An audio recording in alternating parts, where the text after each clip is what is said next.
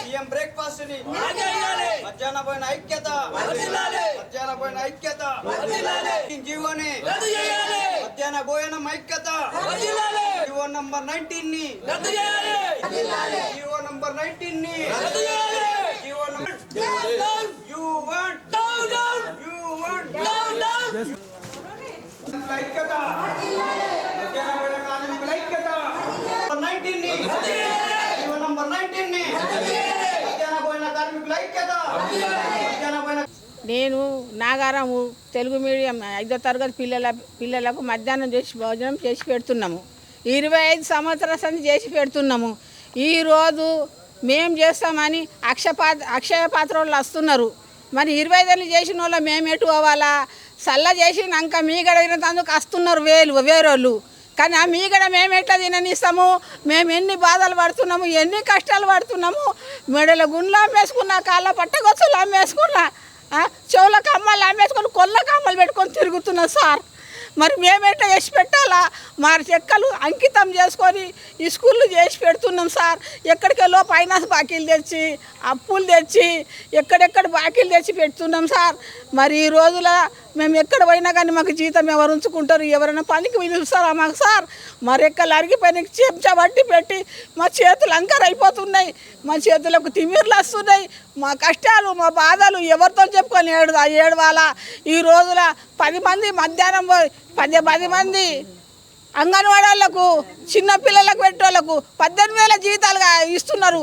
వాళ్ళకు పిల్లలకు ఉప్పుతో 9 పంపిస్తున్నారు, గ్యాస్ దాకా పంపిస్తున్నారు. గ్యాస్ లేదు, అది కట్టెల పొయ్యి మీద వంట చేసి పెడుతున్నాం సార్. 2 నెలల సంది చేస్తున్నా, ఎవడు పట్టించుకుంటలేరు సార్. గ్యాస్ కంపెనీకి నిన్న మొన్న ఇప్పుడు వారం 10 రోజుల సార్ తిరుగుతుంటే గ్యాస్ వాడు కేర్ చేయలేదు. నిన్న ఏడుచుకుంటూ వస్తే నిన్న ఇస్తామన్నాడు. ఇప్పటిదాకా గ్యాస్ కూడా రాలేదు సార్. ఒకటే బుడ్డి ఉన్నది సార్.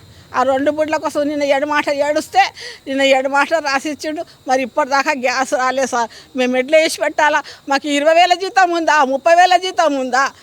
మేము ఆటాల జీతం కాస్త రూపాయి ఒక్క పోరకి ₹1 ఇస్తే ఇప్పటిదాకా చేసి పెట్టినాం. ఇప్పుడు ఏమి 3,000 అవుతుంది అన్న సంది. పన్నోడు చచ్చిపోయినోడు అందరు లేచి కూర్చుంటున్నారు. ఈరోజు అక్షపాత్ర అయినా వచ్చి నేను చేస్తా అంటున్నాడు. ఈరోజు ఎక్కడికి వెళ్ళి వచ్చిండు అయినా? మేము బాధపడ్డాం, మేము కష్టపడ్డాం. పిల్లలకు ఎరిగినా ఉత్తపోసినా అలా ముక్కు గారినా మేము కొంగుతో దూడ్చి వాళ్ళకు దగ్గర తీసుకొని మేము లాల పోసినట్టు చేసి వాళ్ళకు తినబెట్టి బుజ్జగించి దగ్గర తీసుకున్నాం సార్. ఈ రోజులలో మా కడుపు మీద మన్ను పోసి వేరేళ్ళకి ఇస్తామంటే మేము అసలు మేము గ్యాస్ పోసుకొని చచ్చిపోతాం. ఇక్కడనే చచ్చిపోతాం, ఇక్కడ ఊరేసుకొని చచ్చిపోతాం. ఇప్పుడు నాకు భర్త కూడా లేడు సార్. ఇంక నేను సాగుకాలంకి వచ్చాను సార్. నాకు ఎక్కడ ఏం ఆధారం లేదు. నేను మధ్యాహ్నం భోజనం చేసుకొని ఆ పిడికడ మెతుకుని పిల్లలలో దీన్ని నేను పొద్దు గడిపినా సార్. ఎక్కడ వేసిన గొంగళ అక్కడనే ఉన్నది. 9 ఇప్పుడు ఉపాసం ఉన్నాం. ఇప్పటిదాకా తినలేక వచ్చినాం మేము. మాకు లేదు. ఒక టిఫిన్లు బంద్ చేసేయాలా? మేము ఎప్పుడు చేసిన జమ చేసి పెడుతున్నాం, గుడ్డు చేసి పెడుతున్నాం. పిల్లలకు వారంకు 3 సార్లు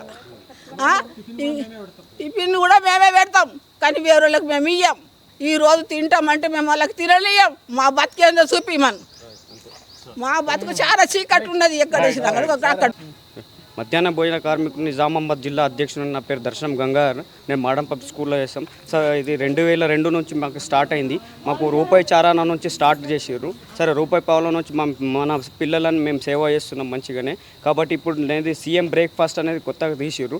దాన్ని ఏం చేస్తున్నారంటే హరే రామ హరేకృష్ణ ట్రస్ట్ ఫౌండేషన్ వాళ్ళకి ఇచ్చేసి ఇది సెంట్రలైజ్ కుకింగ్ సిస్టమ్ చేస్తామని చెప్తున్నారు. కాబట్టి ఈ డాక్రా గ్రూప్ సంఘాలకు గవర్నమెంట్ ఏమంటుందంటే డాక్రా గ్రూప్ సంఘాలకు లక్షాధికారులు చేస్తామని చెప్తున్నారు. ఇప్పుడు డాక్రా గ్రూప్ సంఘాలని మధ్యాహ్నం భోజనాలను తీసేస్తే వాళ్ళు రోడ్లపైన పడుతుంటారు. రాష్ట్ర వ్యాప్తంగా 54,000 చిల్లర కార్మికులు ఉన్నారు. వాళ్ళ జీవితాలతో చెలగాటమాడుకుంటున్న గవర్నమెంట్ని మేము గుణపాఠం ఒకటే చెప్పాలనుకుంటున్నాం. బ్రేక్ఫాస్ట్ కానీ, రాగి జావా కానీ, మిల్క్ కానీ, ఇంకా ఏది అయినా తదితరను పిల్లలకు సేవ చేయడానికి మేమే సిద్ధంగా ఉన్నాం. మాకే ఇవ్వాలా.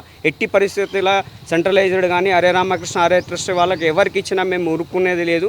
తగిన దానికి మూల్యం చెల్లించుకోవాలని ప్రభుత్వాన్ని హెచ్చరిస్తున్నాను. నేను నిజామాబాద్ గడ్డ నుండి 19 నంబర్ జీవోని రద్దు చేయాలా, దాన్ని కంప్లీట్ రద్దు చేసి మా పాత ఏజెన్సీలకే ఇవ్వాలని చెప్పి నేను నిజామాబాద్ జిల్లా తరఫున కోరుకుంటున్నాను. ఒకవేళ దీనికి చేయకుండా చేస్తే ప్రభుత్వాన్ని మేము తగిన గుణపాఠం చెప్తాము అని నా ద్వారా తెలియజేస్తున్నాను.